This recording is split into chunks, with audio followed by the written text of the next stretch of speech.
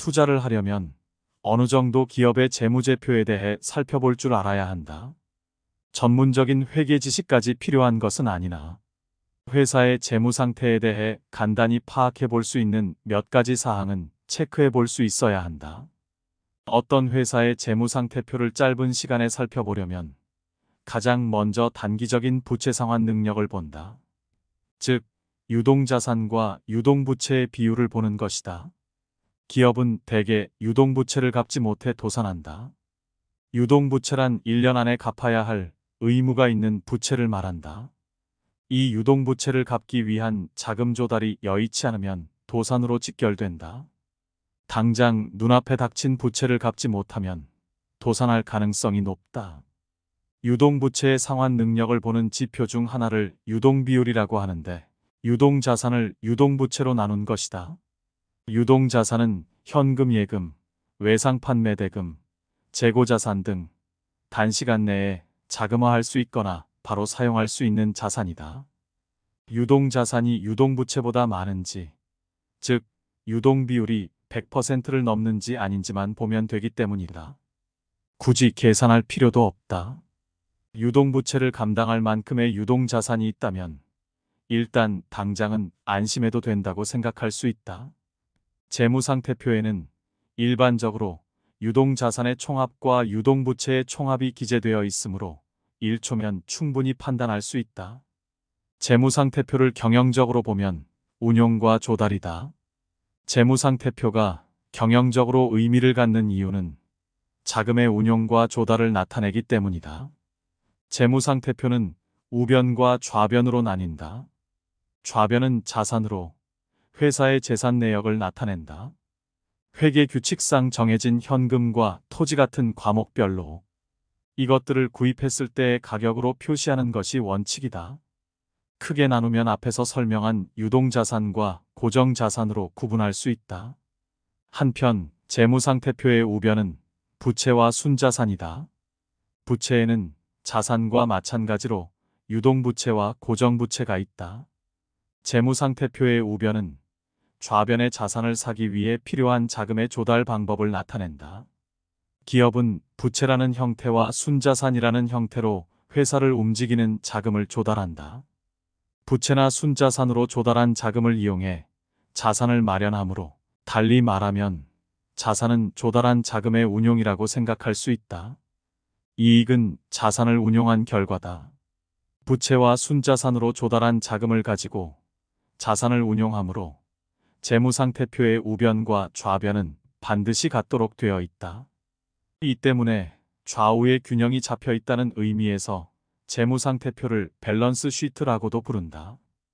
투자자의 입장에서는 재무상태표를 경영적으로 어떻게 해석해야 할지만 이해하면 될 뿐, 쓸데없이 작성법 등을 알려고 너무 깊이 파고들면 오히려 나무만 보고 숲을 보지 못하는 결과를 낳을 수도 있다. 두 번째 살펴볼 것은 자기자본 비율이다. 재무상태표에서 경영적으로 가장 중요한 내용은 부채와 순자산의 차이를 아는 것이다. 이는 자기자본 비율이라는 개념을 알면 된다. 그렇다면 타인자본이란 무엇일까? 한마디로 말해서 빚이다. 즉, 경영적으로 말하면 부채는 언젠가 반드시 갚아야만 하는 돈이다.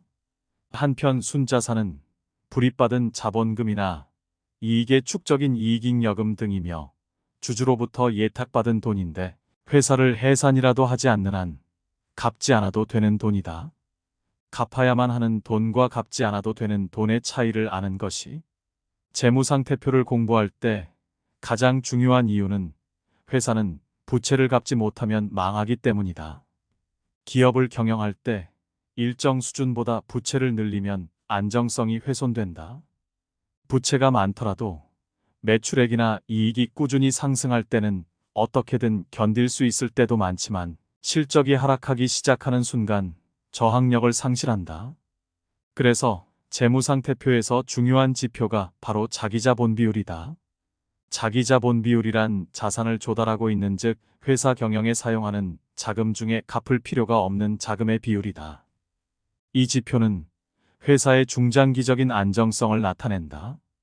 계산식을 단순화하면 순자산 대 자산의 비율이다. 그러면 자기자본 비율은 어느 정도가 되어야 할까? 제조업 등 고정 자산을 많이 사용하는 회사는 20%, 상사 등 유동 자산을 많이 사용하는 회사는 15%가 최저 조건이라고 생각한다. 또 어떤 업종이든 10% 이하는 자본이 너무 적다. 그러나 이것도 일반론이다. 동시에 자기 자본 비율이 너무 높아도 위험하다. 외국계 펀드의 표적이 될 수도 있다. 자기 자본 비율은 기업의 중장기적인 안정성을 나타낸다. 라고 흔히 말하는데 이것은 사실 반드시 단기적인 안정성을 나타내지는 않는다. 라는 의미도 된다. 왜 그럴까? 보통 중장기적으로 안정되어 있다면 단기적으로도 안정적이라고 생각하게 된다. 그러나 회계나 재무의 세계에서는 반드시 그렇지는 않다. 자기 자본 비율이 높아도 단기적으로 자금 부족 상태가 되면 기업은 도산할 수 있다. 회계 관련 서적을 봐도 이러한 내용은 대개 적혀 있지 않다. 그러나 투자자가 실전에서 사용할 회계를 공부한다면 이와 같은 지식을 갖고 있어야 한다. 그래서 빠른 시간 내에 재무상태표를 본다고 하면 가장 먼저 단기적인 안정성을 알기 위해 유동부채와 유동자산의 비율을 보는 것이다.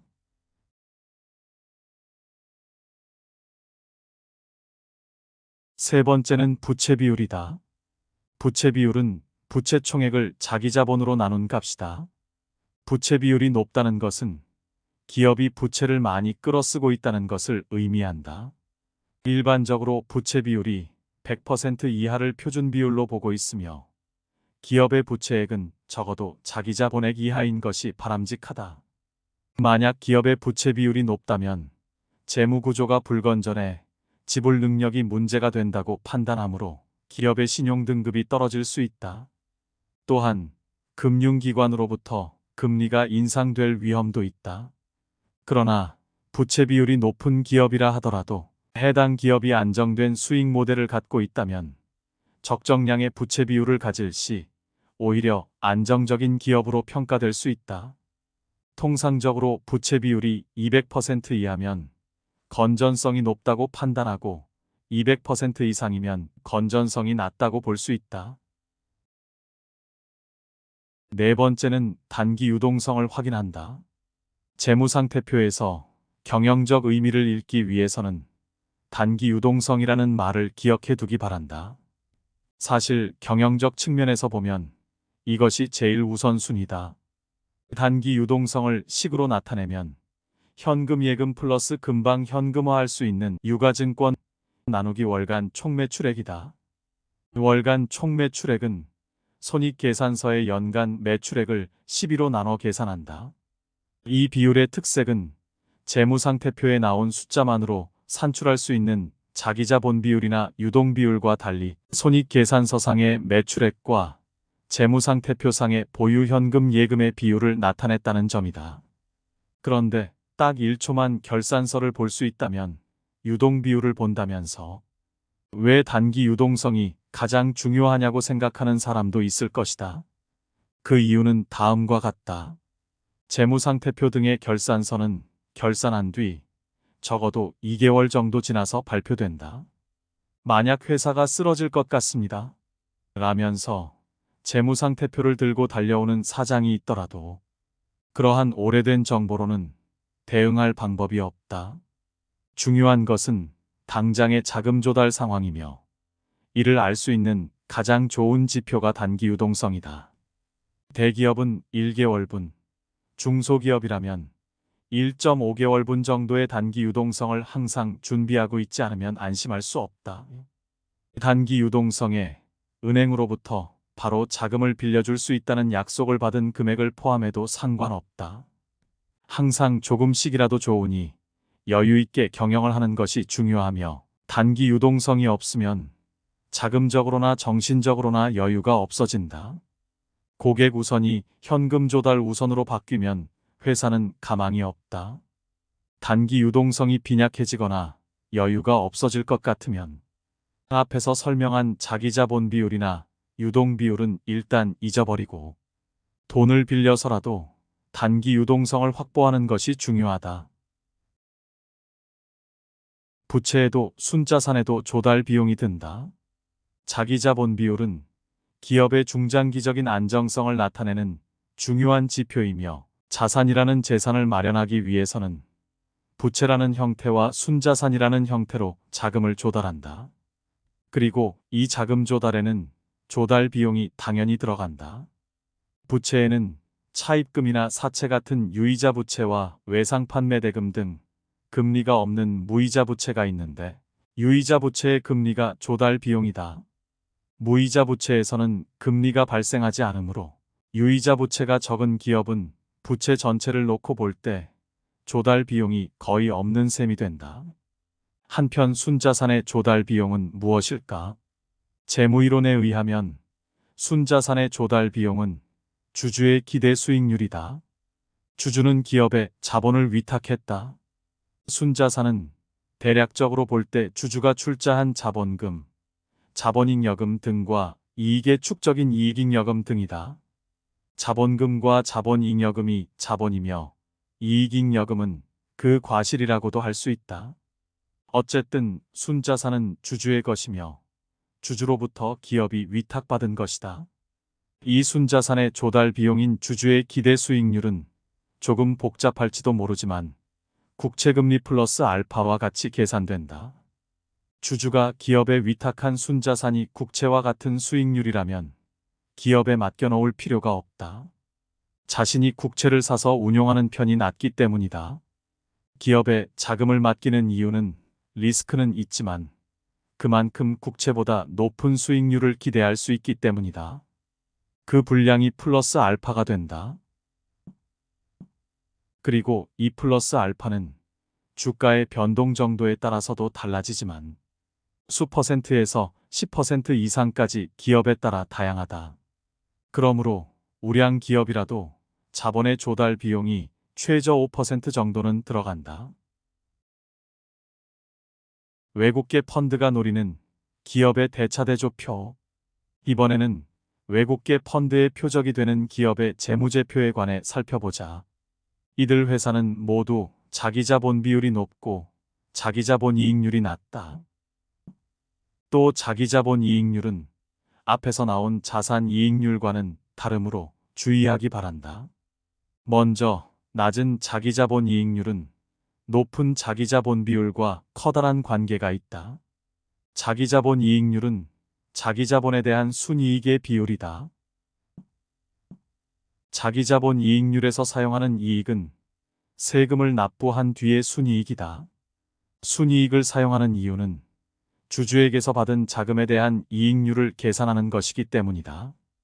주주에게는 세금을 납부한 뒤에 이익을 귀속한다.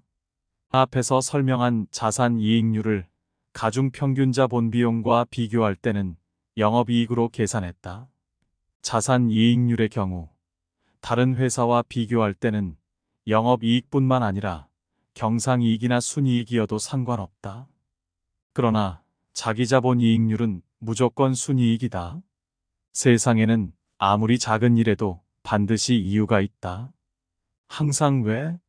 라고 생각하면 전보다 더 깊숙한 부분이 보이게 될 것이다. 순이익이 10인 회사가 있다고 가정하자. 이 회사의 자산이 100이라면 부채와 순자산의 합계도 100이다.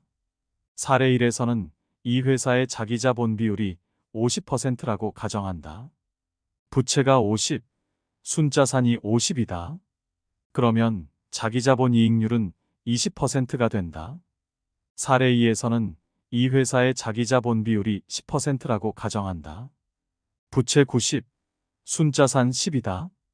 그러면 자기자본 이익률은 10 나누기 10이 되어 100%로 상승한다. 같은 자산 규모와 순이익이라도 자기자본 비율이 낮을수록 자기자본 이익률은 높아지는 것이다.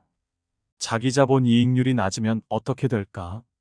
주주에게 위탁받은 자금에 대한 수익이 낮다는 뜻이므로 자기자본 이익률이 높은 회사보다 주가가 떨어지기 쉽다. 당연한 말이지만 자기자본 이익률이 낮아 주가가 낮은 회사는 매수 대상이 되기 쉽다. 적은 금액으로도 회사를 매수하는 것이 가능하기 때문이다. 이런 회사가 자기 자본 비율이 높고 재무적으로는 안정되어 있으며 안정적으로 현금 흐름을 낳고 있다면 매수자가 볼 때 군침이 돌 정도의 먹음직한 표적이 된다. 자산 이익률과 자기 자본 이익률 중 어느 쪽이 더 중요할까? 그렇다면 자산 이익률과 자기 자본 이익률 중 어느 쪽이 더 중요한지 생각해 보자. 이것은 경영이라는 관점에서 볼 때 매우 중요한 문제다. 답은 자산 이익률이다. 그러나 이것을 제대로 이해하고 있는 사람은 안타깝지만 그다지 많지 않을 것이다. 자산 이익률이 중요하다는 사실은 간단한 논리로 알 수 있다. 자기 자본 이익률은 자산 이익률 곱하기 재무 레버리지라는 계산식이 된다. 재무 레버리지는 자산 나누기 순자산이다. 즉, 자기 자본 이익률을 높이려면 자산 이익률을 높인다. 재무 레버리지를 높인다. 는 방법이 있다. 그러면 여기서 재무 레버리지는 무엇일까? 이것은 자기 자본 비율의 역수다. 즉, 앞항의 설명과 똑같다. 자기 자본 비율이 낮을수록 같은 이익을 내더라도 자기 자본 이익률은 높아진다. 그리고 좀 더 곰곰이 생각해 보기 바란다. 자기 자본 비율은 기업의 중장기적인 재무 안정성을 나타내는 중요한 지표였다. 즉, 재무 안정성을 낮출수록 같은 순이익이라도 자기 자본 이익률을 높일 수가 있는 셈이다. 자기 자본 이익률은 경시해야 한다는 뜻이 아니다. 오히려 반대다. 주가 대책을 위해서도 자기 자본 이익률을 높여야 한다. 그러나 우선순위로 삼아야 할 것은 자산 이익률이다. 자산 이익률을 높여서 주가를 올려야지. 재무 레버리지를 높이는 방법으로 자기 자본 이익률을 높인다면 재무 생산성의 견지에서 문제를 낳을 수 있다. 또 레버리지라는 것은 원래 지렛대라는 의미인데 재무의 세계에서는 부채, 특히 유이자 부채를 가리킨다. 부채가 지렛대의 역할을 하기 때문이다. 자기 자본 비율이 높은 기업은 자사주 매입 등으로 조금씩 자기 자본 비율을 낮춰도 문제가 되지 않지만 역시 경영자는 자기 자본 이익률보다 먼저 자산 이익률을 높일 방법을 염두에 둬야 한다. 또 자기 자본 이익률보다 자산 이익률이 더 중요한 이유에는 경영 철학적 의미도 있다. 앞에서 자산을 마련하기 위해 부채와 순자산으로 자금을 조달한다고 설명한 바 있다. 경영자는 그 부채와 순자산 양쪽에 대해 책임이 있으며 그에 어울리는 수익을 내야 한다. 그것이 자산 이익률이다. 순자산에 어울리는 수익만 내면 그만이 아님은 명백하다. 자기 자본 이익률을 최우선으로 생각한다는 말은 주주가 제일이며 부채는 그 다음이라고 말하는 것과 같아서 부채를 제공하는 사채권자나 은행에 신뢰가 되는 생각이다. 그러므로 경영자는 자산 이익률을 높임으로써 자기 자본 이익률을 높인다는 건전한 생각을 해야 한다. 자기 자본 비율이 높은 회사가 표적이 되는 이유. 그러면 왜 자기 자본 비율이 높은 회사가 표적이 될까? 그 이유는 펀드가 이익을 올리는 구조와 관계가 있다. 행동주의자라고 부르는 펀드는 보통 매수 표적으로 삼은 기업의 주식을 약 10% 이상 사들여 어느 정도 발언권을 보유하고 기업의 배당 증액 등을 요구한다. 그리고 투자 수익률을 높이려 한다. 펀드는 펀드에 투자한 투자자의 수익률이 10%를 넘으면 그 초과 수익의 20%를 성공보수로 받는다. 와 같은 계약을 맺는다.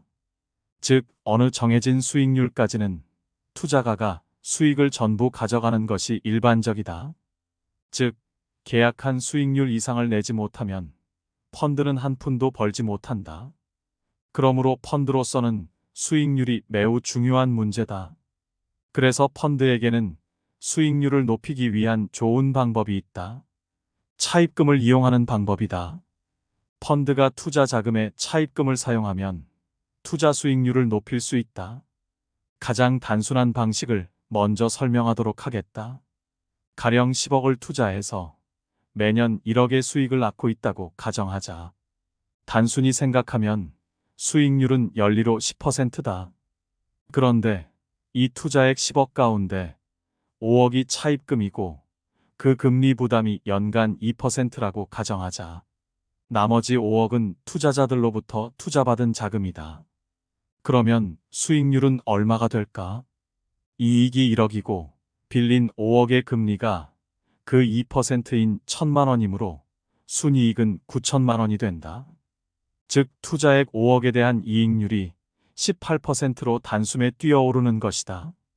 만약 차입금이 9억이고 투자액이 1억이라면 투자 수익률은 82%가 된다.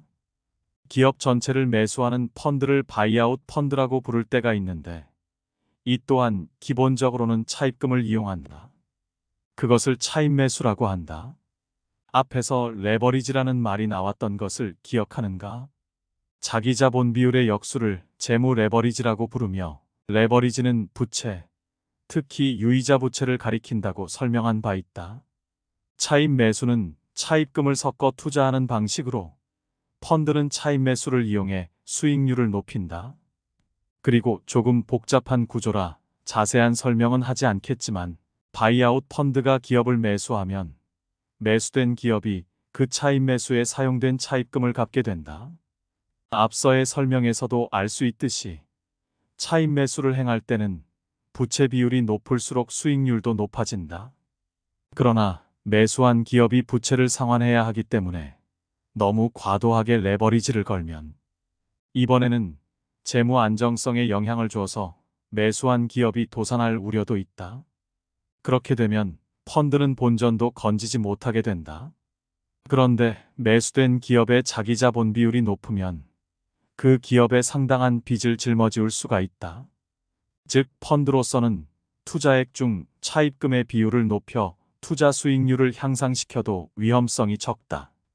바이아웃 펀드가 볼 때 자기 자본 비율이 높은 회사는 레버리지를 건 매수가 용이하다는 점에서 매력적인 표적이다. 손익계산서란 무엇인가? 손익계산서는 기업이 일정 기간 동안 기록한 손익의 상황을 나타낸 것이다. 손익이라는 것은 이익 또는 손해를 뜻하며 1년 사이에 얼마나 이익을 올렸는가 혹은 손해를 봤는가를 나타낸다. 매출액을 볼 때는 반드시 전년도에 비해 얼마나 증가했는지 혹은 감소했는지 봐야 한다. 왜 매출액의 증감이 중요할까? 매출액은 그 회사와 사회의 접점의 크기를 나타내기 때문이다. 회사는 상품이나 서비스를 고객에게 제공한다. 그 대신 회사가 얻는 것이 매출액이다. 대가라는 표현을 쓰는 것은 그 때문이다. 달리 말하면 사회에서 기업의 존재감 자체를 나타내는 것이 매출액이다. 매출액의 증가는 사회에서의 존재감이 커짐을, 하락은 존재감이 작아짐을 의미한다. 기업은 상품이나 서비스를 통해 사회에 공헌한다. 그러므로 매출액은 사회에 대한 공헌도라는 의미로 파악할 수도 있다. 그래서 매출액의 증감이 중요한 것이다. 자산과 매출액의 관계도 중요하다. 매출액의 증감을 볼 때 또 한 가지 주의할 점이 있다. 재무상태표의 자산 증감률과 매출액 증감률의 관계에서 어느 쪽이 더 큰지가 중요하다. 이때 매출액 증가율이 자산 증가율보다 크다면 정상적인 관계다. 만약 매출액의 증가율보다 자산 증가율이 더 크다면 자산의 활용도가 나쁜 것이다. 달리 말하면 사용한 자산에 비해서는 매출액이 그다지 증가하지 않아 자산 활용의 효율이 떨어졌다는 이야기다. 이를 보여주는 지표가 자산 회전율로 자산의 효과적인 활용도를 나타낸 중요한 지표다. 매출 원가는 제조 원가와 다르다. 매출액에서 매출 원가를 뺀 매출 총이익이 계상되어 있다. 여기서 중요한 점은 매출 원가와 제조 원가는 다르다는 사실이다. 제조 원가는 만든 제품에 들어간 비용이다. 그러나 손익계산서에서 손익을 계산할 때 매출원가는 판매한 분량만큼의 제조원가를 뜻한다. 이것은 손익계산서를 이해할 때 가장 중요한 요소 중 하나다. 예를 들면 1년 동안 제조한 제품에 들어간 비용이 제조원가다. 한편 그 가운데 1년 동안 팔린 제품의 제조원가가 매출원가다. 그러므로 손익계산서의 매출원가에는 팔린 분량만큼의 원가만 계상된다. 그렇다면 만들기는 했지만 팔리지 않고 남은 제품은 어떻게 되었을까? 그것은 재무상태표의 재고자산, 즉 재고 부분의 자산으로 계상된다. 팔리지 않은 분량은 비용이 아니라 자산이 되는 것이다. 이것은 제조한 제품뿐만 아니라 구입한 상품도 마찬가지다. 만든 분량, 구입한 분량이 모두 매출원가가 되는 것이 아니라 일단 전부 재고자산이 되었다가 그 중에서 팔린 분량만큼이 매출원가로서 비용이 된다. 다시 한번 말하지만 장래에 팔리느냐 팔리지 않느냐에 상관없이 제조한 것, 구입한 것은 일단 전부 재고자산이 된다. 그리고 그 중에서 팔린 분량만이 매출원가가 된다. 제조원가, 재고자산, 매출원가인 것이다. 그러므로 침체에 빠진 제조기업의 재무 상황을 볼 때는 손익계산서 상에서 이익을 내고 있더라도 재무상태표의 재고자산을 반드시 확인해야 한다. 재고자산에 불량재고가 쌓여 있을 가능성이 있기 때문이다. 매출액이 감소하고 있는데 재고자산이 증가했다면 불량재고일 가능성이 있으니 주의해야 한다. 매출원가율에도 주의가 필요하다. 매출원가와 관련하여 또 한 가지 중요한 점은 매출원가율의 증가 여부다. 매출원가율이 높아졌다면 제조비용이나 구입비용이 증가했다는 의미인데 이는 이익의 감소를 뜻하므로 주의해야 한다. 매출원가율은 동종업 타사와의 비교도 필요하다. 그리고 매출총이익은 매출액에서 매출원가를 뺀 수치다. 매출총이익에서 일반 관리비를 뺀 것이 영업이익이다. 영업이익은 매출총이익에서 판매비와 일반 관리비를 뺀 것이다.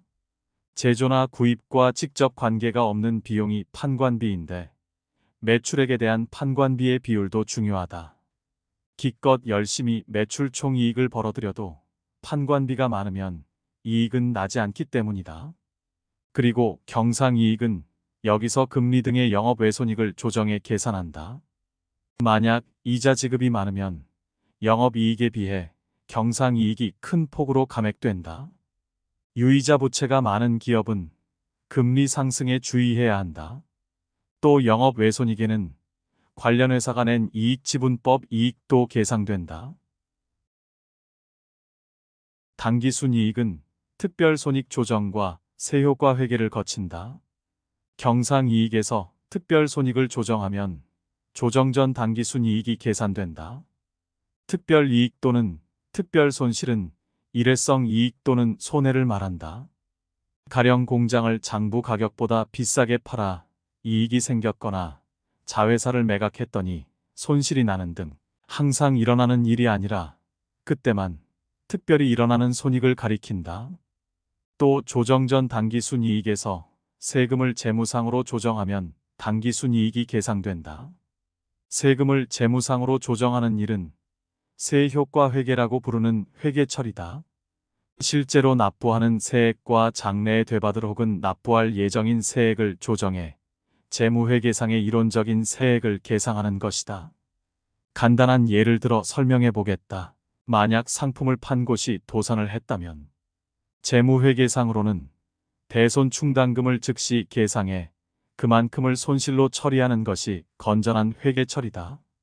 손실이 났으므로 그것을 그 기에 처리하는 것은 당연하다.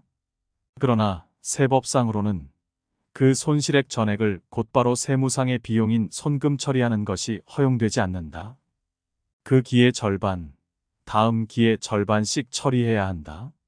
이렇게 되면 재무회계상으로는 손실을 전부 계상했기 때문에 감액되어야 할 세액 중 절반이 다음 기로 넘어가는 불균형이 발생한다. 그래서 그 다음 기에 손금산입분도 당기에 세금이 감액되었다고 생각해 조정하는 것이다. 이것이 법인세 등 조정액이라고 부르는 항목이다. 조금 복잡할지도 모르지만 이것을 세효과 회계라고 부른다. 당기 순이익은 이렇게 계상한다. 재무회계, 세무회계, 관리회계, 세효과 회계를 설명하면서 재무회계라는 말이 나왔는데 재무회계가 뭐지? 라고 생각하는 사람도 있을 것이다. 일반적으로 알아둬야 할 것은 재무회계와 세무회계, 관리회계다.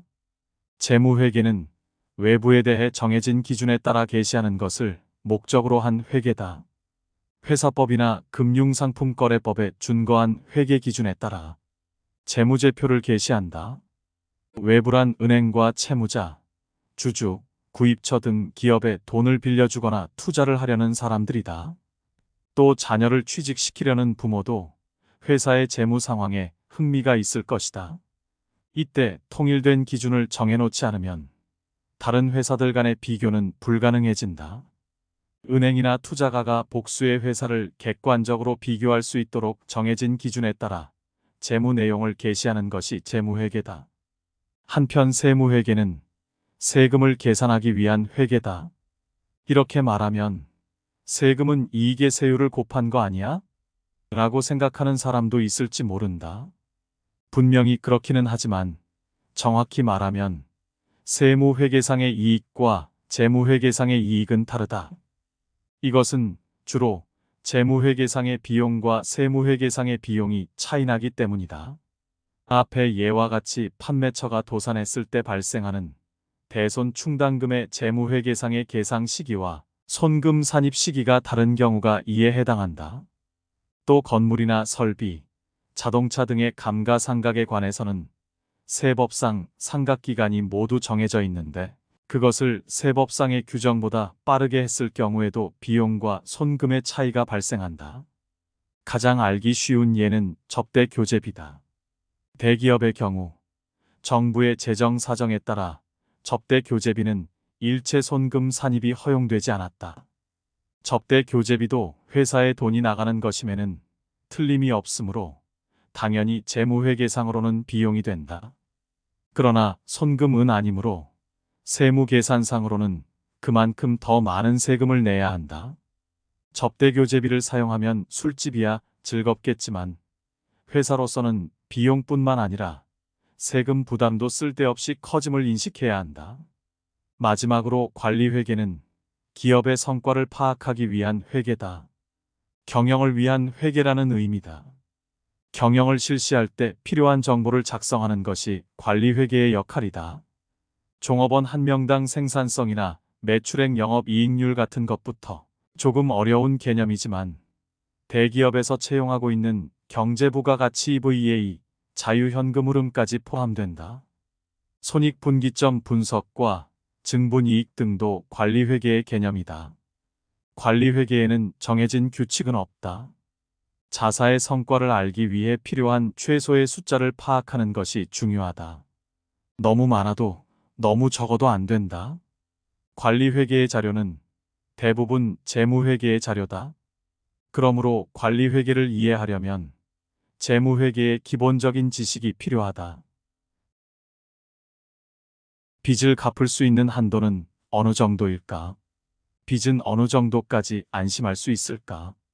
기업은 차입금에서 현금 예금을 뺀 차입금 순액이 기업의 연간 부가가치액을 넘으면 자금 융통이 어려워진다.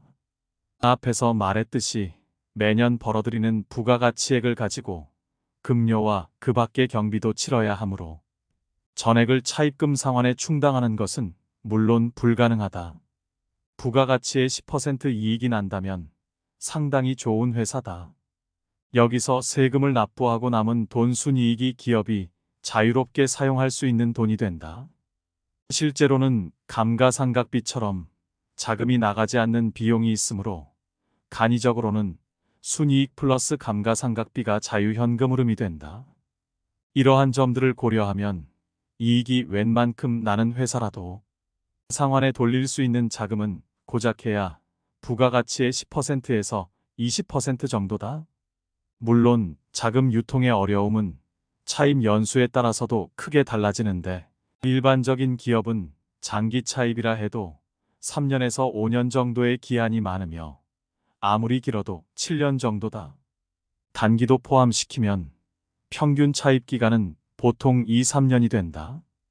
그 차입금을 부가가치의 약 20% 이내의 돈으로 상환해야 하는 것이다.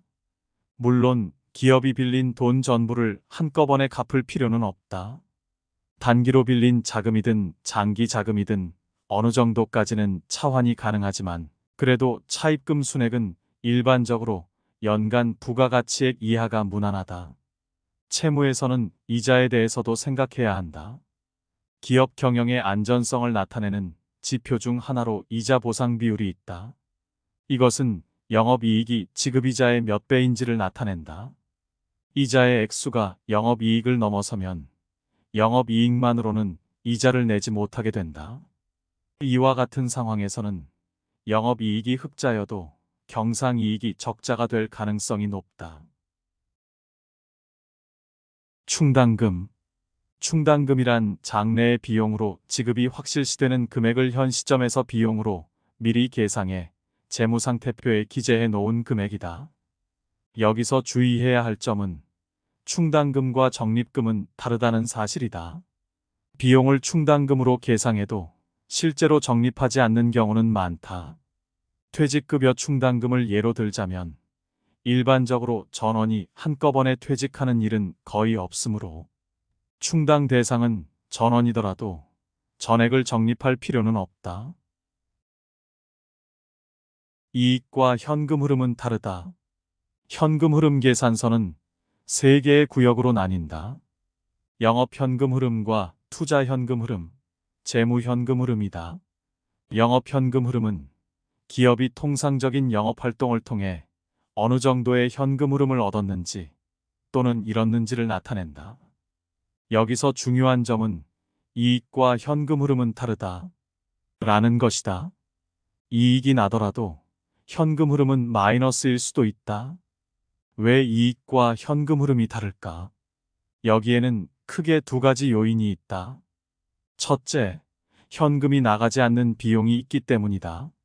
예를 들어 소유하고 있는 유가증권의 가치가 떨어지면 평가손이 발생하며 손익계산서에서 그 평가손을 비용으로 계상해야 한다. 그러나 실제로 돈이 나가지는 않는다. 또 감가상각비 등도 투자 자금은 기계나 설비를 구입할 때 나가지만 비용은 사용기간에 따라 계상되기 때문에 돈이 나가지 않는 비용이 된다. 먼저 이만큼 이익과 현금 흐름의 차이가 생긴다. 둘째는 외상 판매 대금이나 외상 매입 대금, 재고 등이 있기 때문이다. 외상 판매 대금은 상품을 팔았지만 돈은 아직 회수하지 못한 상태다. 그 액수만큼 돈이 들어와 있지 않다. 외상 매입 대금은 반대로 매입은 했지만 그 대금을 지급하지 않은 상태다. 재고는 얼마가 있든 손익에 영향을 주지 않지만 재고가 증가한 만큼 대금을 치러야 하므로 현금 흐름이 감소했다고 생각할 수 있다. 이러한 영업순환상의 자금의 움직임은 손익계산서에서는 파악할 수가 없다. 이와 같은 자금의 움직임을 설명해 주는 것이 현금 흐름 계산서의 영업현금 흐름이다. 영업현금 흐름은 순이익에서 방금 설명한 현금의 지출을 동반하지 않는 비용과 영업순환상의 자금 움직임 등을 조정해 계산한다. 계산 방법보다 이익과 현금 흐름은 다르다는 점을 중요하게 기억해야 한다. 그리고 또 한 가지 중요한 점은 영업현금 흐름을 반드시 플러스로 만들어야 한다. 1년 정도라면 몰라도 영업현금 흐름이 계속 마이너스면 회사를 유지할 수 없다. 투자 현금 흐름의 포인트는 미래 투자의 여부다. 투자 현금 흐름은 기업이 투자에 얼마나 돈을 썼는지, 그리고 그 투자에서 얼마나 돈을 회수했는지를 나타낸다. 투자 현금 흐름을 볼 때 가장 중점적으로 살펴야 하는 것은 미래 투자를 하고 있느냐다. 구분 방법은 이렇다. 투자 현금 흐름에 있는 유형 고정 자산의 취득이라는 부분을 보기 바란다. 이것과 영업현금 흐름에 있는 감가상각비를 비교하는 것이다. 감가상각비는 앞으로도 자주 등장하는데 그 기간 동안 설비나 기계의 가치가 감소한 정도라고 생각할 수 있다. 그리고 유형 고정 자산의 취득이 감가상각비보다 큰지를 보면 된다. 감가상각비만큼 재투자를 하지 않으면 기업은 현 사업을 유지조차 할 수 없기 때문이다. 물론 해마다 편차는 있으므로 1년 동안의 수치만으로 판단하기는 어렵지만 장기간에 걸쳐 감가상각비 이하로 유형 고정 자산을 취득했다면 현 사업은 점점 악화될 수도 있다. 유형 고정 자산의 취득에는 토지의 취득도 포함되는데 토지는 감가상각을 하지 않기 때문에 기계 등의 가치 감소분보다 토지를 포함한 유형 고정 자산의 취득액이 더 커지기 쉬우므로 수치에 속지 않도록 주의해야 한다. 미래 투자는 감가상각비인 설비나 기계의 가치 감소분보다 얼마나 더 많이 신규 설비 투자를 했느냐로 알 수 있다. 즉, 유형 고정 자산 취득액 마이너스 감가상각비를 미래 투자액이라고 생각하면 된다. 재무 현금 흐름은 차입금과 주주환원을 본다. 또 하나의 현금 흐름은 재무 현금 흐름이다. 이것은 재무 활동에 따른 현금 흐름의 움직임을 나타낸다. 구체적으로는 차입, 사채, 증자 등을 통한 자금 조달과 자금 상환, 배당과 자사 주식 구입 등의 주주환원을 나타낸다. 융자를 받으면 재무 현금 흐름은 플러스가 되며 그 돈을 갚으면 마이너스가 된다. 주주환원은 현금을 지급하는 것이므로 재무 현금 흐름이 마이너스가 된다. 차입금의 증가나 증자 등의 재무 활동을 하면 자금 조달이 되어 현금 흐름은 플러스가 되지만 이런 재무 활동이 좋다고 할 수 없다. 즉, 재무 현금 흐름이 항상 플러스인 것은 건전하다고 할 수 없는 것이다. 주주환원을 실시하거나 차입금을 상환하면 재무 현금 흐름은 마이너스가 되므로 재무 현금 흐름은 마이너스인 것이 오히려 건전하다. 현금 흐름 경영의 기본은 버는 것과 쓰는 것. 현금 흐름을 중시하는 경영을 현금 흐름 경영이라고 한다. 현금 흐름 경영의 기본은 버는 것과 쓰는 것이다. 지금까지 설명했듯이 영업 현금 흐름은 버는 것이고 투자 현금 흐름과 재무 현금 흐름은 쓰는 것이다. 현금 흐름을 이용하는 방법으로는 미래 투자, 재무 개선, 주주환원의 세 가지가 있다. 기업은 미래 투자를 충분히 해야 한다. 미래 투자는 현 사업을 유지할 뿐만 아니라 발전시킨다. 미래 투자에는 재무제표에 나타나는 설비 투자뿐만 아니라 미래를 책임질 인재에 대한 투자도 포함된다. 미래 투자를 하지 않는다면 활력이 생기지 않는다. 또 재무 상황이 그다지 좋지 않은 회사라면 벌어들인 현금 흐름을 재무 개선에 우선 사용해야 한다.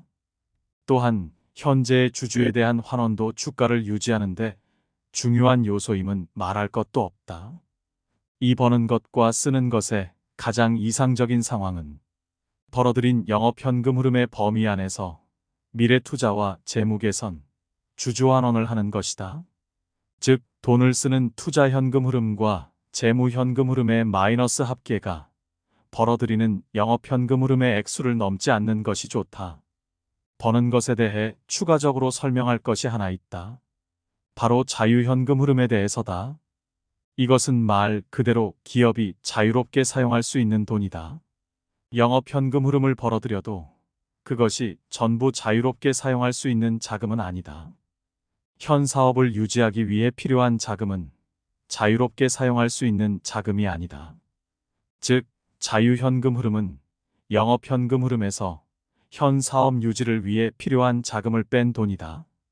기본적으로는 자유현금 흐름을 미래 투자와 재무 개선, 주주 환원에 사용한다. 이 자유현금 흐름을 얼마나 벌어들일 수 있느냐가 기업의 진짜 실력이다. 회사의 가치를 올리는 방법은 두 가지뿐. 회사의 가치를 계산하는 방법에는 몇 가지가 있는데 가장 일반적인 것은 현금 흐름 할인법이라고 부르는 방법이다. 기업의 가치에 대한 기본적인 개념은 기업이 창출하는 미래의 현금 흐름을 지금의 가치로 환산한 값에서 현재의 유의자 부채를 빼는 것이다. 식으로 나타내면 미래의 현금 흐름의 현재 가치 마이너스 유의자 부채다. 현재 가치라고 하면 왠지 어렵게 들릴지도 모르지만 미래 현금 흐름의 매년분을 예측해 그것을 금리로 나눈다고 생각하기 바란다. 미래의 가치를 금리로 나눔으로써 현재의 가치로 환산한다. 금리를 1%라고 가정하면 지금의 100만 원은 1년 뒤에는 101만 원이다. 이를 역으로 생각하면 1년 뒤에 100만 원은 지금의 가치로 99만 원이 된다. 이것을 1년 뒤 100만 원의 현재 가치라고 한다. 미래의 현금 흐름을 1년 단위로 예측해 금리로 나눈 값을 전부 더하고 여기서 현재의 유의자 부채를 빼면 회사의 가치가 나온다. 이는 정확히 말하면 주식의 가치다. 계산 방법이나 자세한 사항은 충분히 이해하지 않아도 괜찮지만 한 가지 알아둬야 할 점은 회사의 가치를 올리려면 식에서 알 수 있듯이 미래의 현금 흐름을 늘리거나 유의자 부채를 줄이는 방법뿐이다. 이것은 바로 앞에서 말 안 쓰는 것에서도 설명한 미래 투자와 재무 개선이다. 즉 영업 현금 흐름을 벌어 그것을 미래 투자에 쓴다면 미래의 현금 흐름이 늘어나며 빚을 갚으면 그만큼 회사의 가치가 올라가는 셈이다. 버는 것과 쓰는 것은 회사의 가치를 높이는 행위다.